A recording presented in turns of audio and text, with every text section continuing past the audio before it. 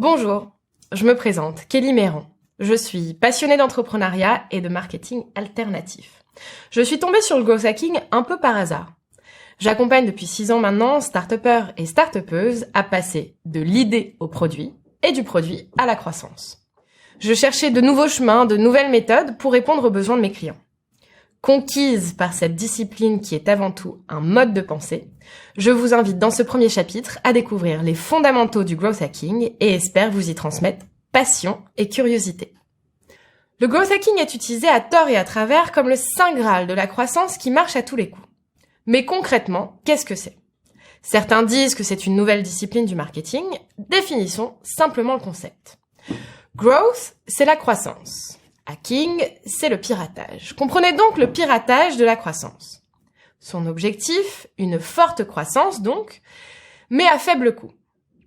Vous allez voir qu'il existe de nombreuses techniques et outils quand on parle de growth hacking, mais c'est avant tout une question de mindset, d'état d'esprit.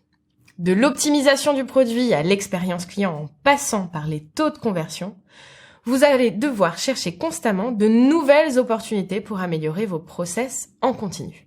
Mais avant de rentrer dans le vif du sujet, posons-nous la question de la différence concrète entre le marketing et le growth hacking.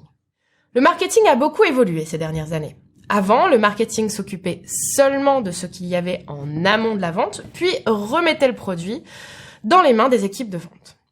Aujourd'hui, le marketing accompagne les ventes jusqu'au consommateur et est devenu une fonction beaucoup plus transverse.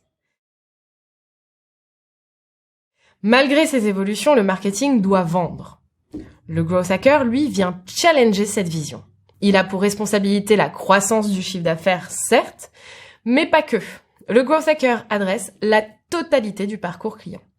Depuis l'acquisition de nouveaux clients jusqu'à sa recommandation à un ami, en passant, bien sûr, par la vente. En bref, le growth hacker trouve des opportunités de croissance partout où elles sont. Le growth hacker se trouve à la jonction de 3 univers. Le premier, le marketing créatif. Le growth hacker est curieux, il a une bonne connaissance du web et il ne se contente jamais de ce qu'il a. La deuxième, expérimentation et analyse de données. Il a un esprit très analytique, beaucoup de bon sens ainsi qu'une méthodologie efficace.